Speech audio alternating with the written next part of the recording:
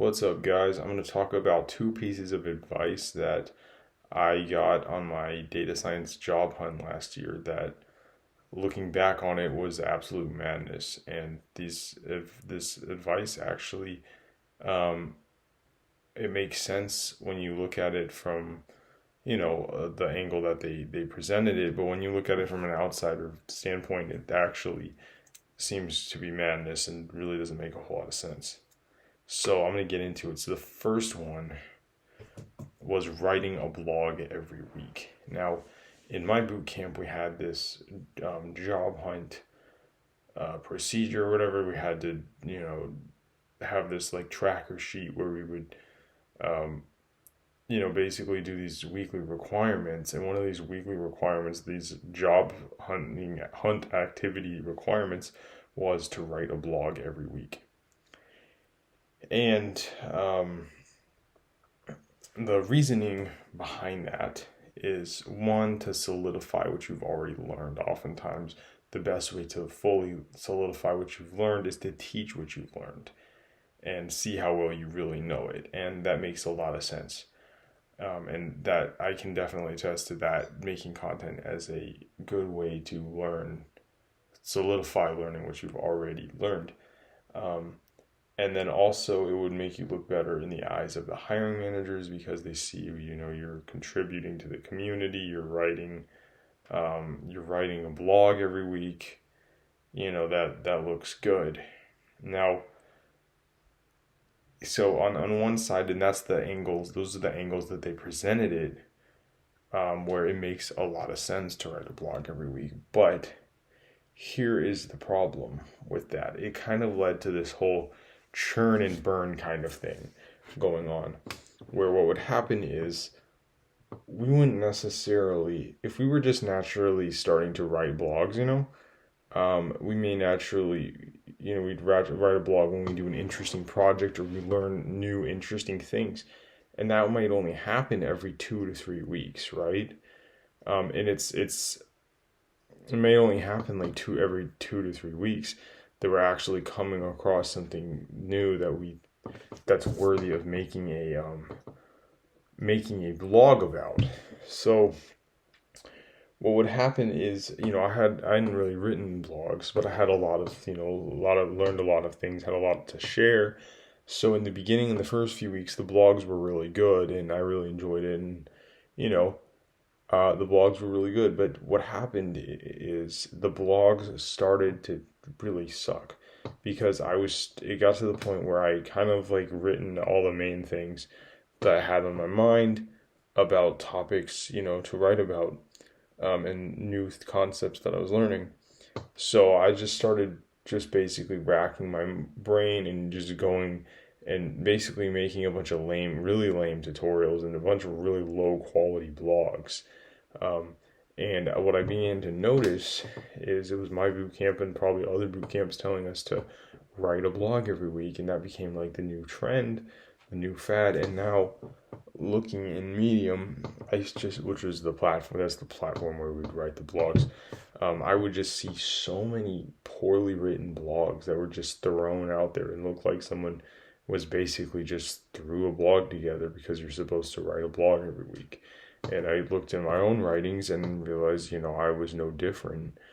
And, a lot of these blogs, I'm not necessarily saying the people writing these blogs are like dumb or anything. They're not. They feel like a lot of them are probably forced to write a blog every week, or they at least have been told that that's a good idea and they're just following advice.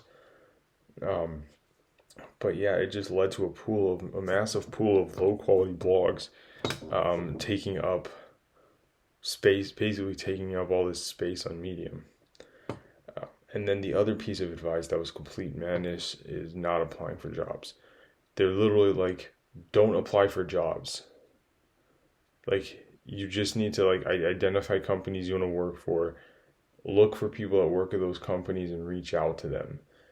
And then just like reach out to other people that have the position that you want, that are data scientists, and just do all this organic networking on LinkedIn or whatever, And what this led to, um, I'm only going to speak for myself. I'm sure this was the case for a lot of other people, but like I said, I'm not other people, so I'm only going to speak for myself here. But what happened for me was I ended up just aimlessly connecting with a lot of people on LinkedIn. And I was sitting around on LinkedIn for probably about 6 hours a day. I'm not even kidding. Not even joking, like 6 hours a day. And I was just connecting with people and writing like really, lame one liners like, hey, I see you, blah, blah, blah. Like, I saw your GitHub repo and I think you're solving an interesting problem. Let's connect. And I was sending that out to like over 100 people and whatnot. I don't know how many people it was, but it was like I mean, like I said, I was literally, I kid you not, I mean, I literally was on LinkedIn for probably about 30 hours a week. And I would scroll through, and I mean, I'm going to be honest, I spent a lot of time scrolling and whatnot. But, um, you know, and then I was chatting with all these people, and like I said, only speaking from personal experience here. So I'm not going to speak for other people, but what it turned me into, and what I think it turns a lot of other people into, was just basically this social butterfly that's not even really, you're not, like, basically barely even at this point, it's putting so much emphasis on networking that you're not even really hardly working on your skill set, and you're not really doing anything. You're just sitting around reconnecting with people, reaching out to people, and basically just sending out a crap ton of DMs that get you absolutely nowhere. Um, and then you basically are just like asking people if they have like 30 minutes to chat. And then you just have all these, I just had all these Zoom calls with people, data scientists, and it really got me nowhere. And what the byproduct of living like this and going about things like this, aimlessly making this arbitrary blog every week, connecting with these people that you just find on LinkedIn, hoping that they'll lead you to a job. It creates a confused and frantic person doing shit. Let me say that one more time. A confused and frantic person doing shit. And this shit could be, all kinds of random little tasks. And, you start working on all these random projects, and it basically creates someone that's just spinning their wheels and not getting anywhere. And quite frankly, quite often, their skill set will remain stagnant or even get worse.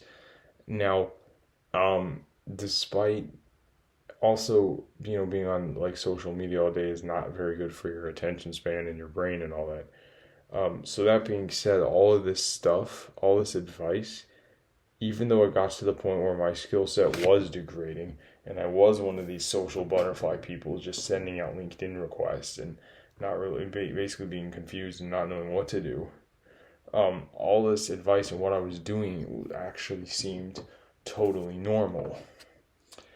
It wasn't until I forget where this was. I would link it if I could find it.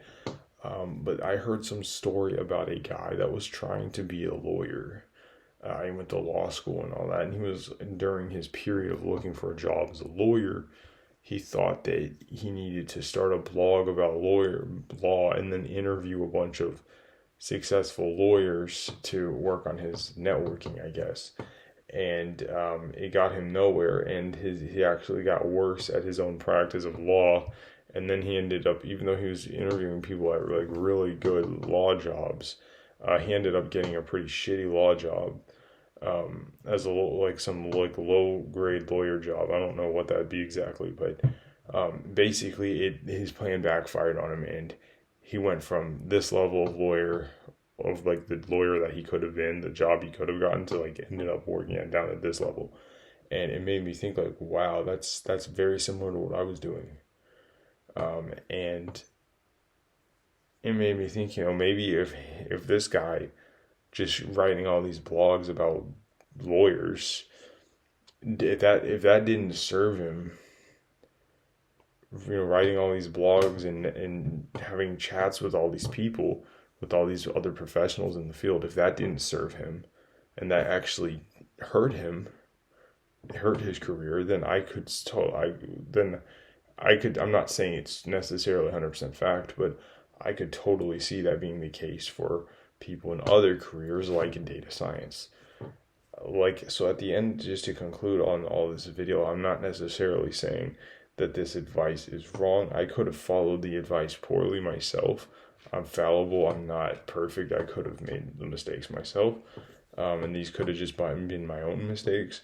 But I am curious to know if this is something that other people have experienced and have gone through, people that have graduated from these data science boot camps. And if I said anything that's really stupid or doesn't make any sense myself, or is completely out of the picture, that I'm open to that as well. Like I said, this is just an outsider's perspective from someone who's basically been outside of this field, not in this area or domain, for a while now. Anyway, that's been the video. I hope you enjoyed it and at least found it interesting.